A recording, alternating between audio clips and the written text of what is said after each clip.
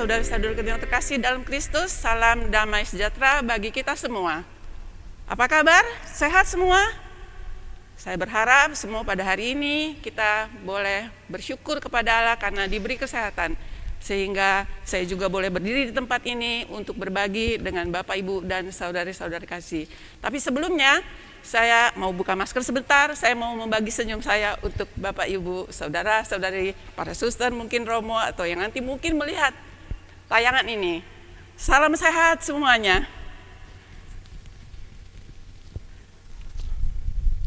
Hari ini saya ingin berbagi tentang bagaimana Kitab Suci menjadi dasar kekuatan bagi hidup kita, terutama pada saat-saat dalam masa pandemi COVID-19, orang begitu banyak punya rasa takut, punya rasa khawatir. Tapi kalau kita berdasarkan Injil yang menjadi kekuatan Allah, Injil itu adalah jelas Allah menyatakan kebenarannya, di mana bertolak dari iman dan akan memimpin kepada iman. Sesuai dengan ardas dari Keuskupan Tanjung Karang pada tahun ketiga ini, dikatakan bahwa sabdamu adalah jalan kebenaran dan hidup kami. Saya bersyukur bahwa sungguh-sungguh kita diberikan makanan yang hidup, bukan hanya dari roti, tapi setiap firman Allah menghidupkan kita. Saya sering berjumpa dengan orang-orang, dengan teman-teman, mereka mengatakan kepada saya sungguh pusing, sekarang tidak boleh kemana-mana, nanti takut tertular, takut sakit, berbagai banyak keluhan, tidak punya pekerjaan. Tetapi saya mencoba untuk berbagi, bahwa kalau kita sungguh-sungguh mengandalkan firman Tuhan yang menjadi kekuatan bagi hidup kita, kita percaya Tuhan akan selalu menyertai kita sampai akhir zaman. Kalau kita ingat bahwa tanggal 6 Oktober kemarin, bacaan Injil pada hari itu tentang Marta dan Maria yang menerima Yesus di rumahnya. Maria menerima Yesus dan duduk di kakinya, memberikan waktu, mendengarkan setiap sabda Tuhan. Yang ini sungguh-sungguh menjadi kekuatan baginya untuk menerima semua kehendak Allah.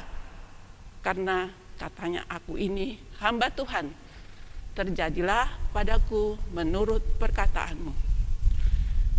Sekarang kalau kita tahu tubuh kita terdiri dari begitu banyak anggota, tangan, kaki, kepala. Suatu hari kita mengalami, katakanlah, mati otak yang paling parah. Sepanjang jantung kita tidak berhenti, kita masih mengalami kehidupan. Tetapi kalau jantungnya berhenti, yang menjadi pusat, selesai sudah, semua akan berakhir. Sama di dalam kehidupan rohani dan kehidupan jasmani kita. Kitab Suci menjadi sungguh-sungguh dasar dan kehidupan kekuatan bagi setiap kita umat beriman. Injil adalah kekuatan Allah yang bertolak dari iman dan memimpin kepada iman. Kita ingat peristiwa Ayub, bacaan pada minggu-minggu kemarin. Ayub menderita begitu hebat karena ujian kesetiaannya kepada Allah. Dia kehilangan istri dan anak-anak. Dia kehilangan harta dan ladangnya. Dia mengalami sakit yang luar biasa. Tetapi apa yang dia lakukan? Dia mengoyakkan pakaiannya dan mengatakan, Dia yang memberi, Tuhan yang memberi, Tuhan yang mengambil, terpujilah nama Tuhan. Ayub tidak mengutuk Tuhan. Kalau kita membaca Alkitab, saya membayangkan, apakah Ayub stres dengan kondisinya? Saya rasa walaupun tidak dinyatakan di dalam Alkitab, saya bisa membayangkan pada kehidupan itu Ayub sungguh menderita.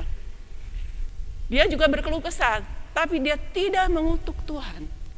Hendaklah kita juga seperti itu dalam situasi, kondisi pandemi COVID-19 ini, begitu banyak orang yang kehilangan pekerjaan, begitu banyak orang yang takut dan khawatir tertular penyakit itu.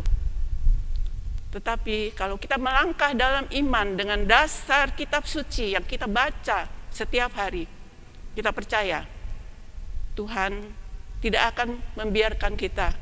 Tetapi di dalam kesulitan itu, Tuhan tetap menyertai kita. Saya punya beberapa ayat yang menjadi pegangan dalam hidup saya yang sungguh membuat saya hidup, membuat saya semangat, membuat saya sungguh semakin bertumbuh di dalam iman. Dikatakan di dalam Roma 8 ayat 28, kita sekarang tahu bahwa Allah turut bekerja untuk mereka yang mengasihi Dia, yaitu mereka yang terpanggil sesuai rencana Allah. Saya pikir kalau saya diminta untuk melakukan sesuatu yang bukan bidang saya punya kekhawatiran juga. Saya takut hasilnya jelek. Setiap orang pasti ingin hasil yang baik, tapi belum tentu.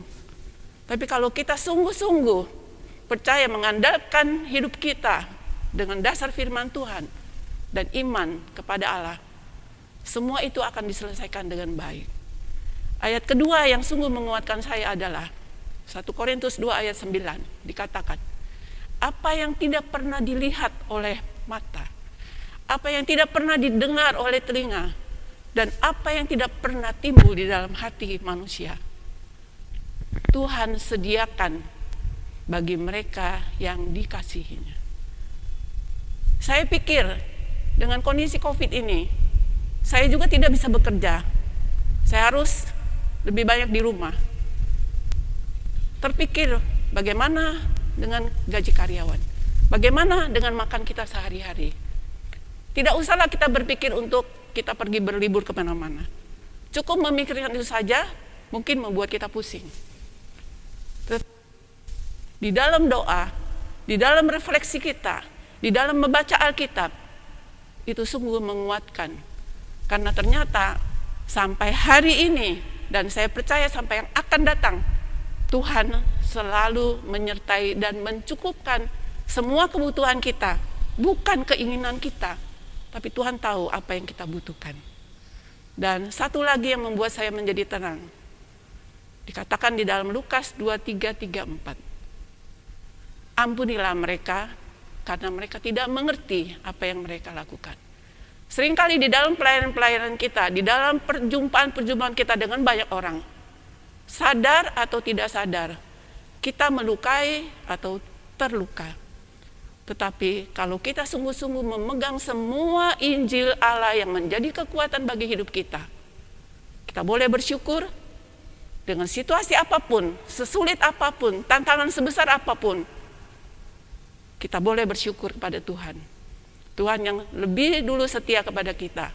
Kita boleh tetap setia kepada Dia karena penyertaannya, karena kemurahannya, dan karena kerahimannya. Tuhan memberkati, semoga kita semua selalu dalam kasih Tuhan, dalam perlindungannya. Dan sekali lagi, salam sehat.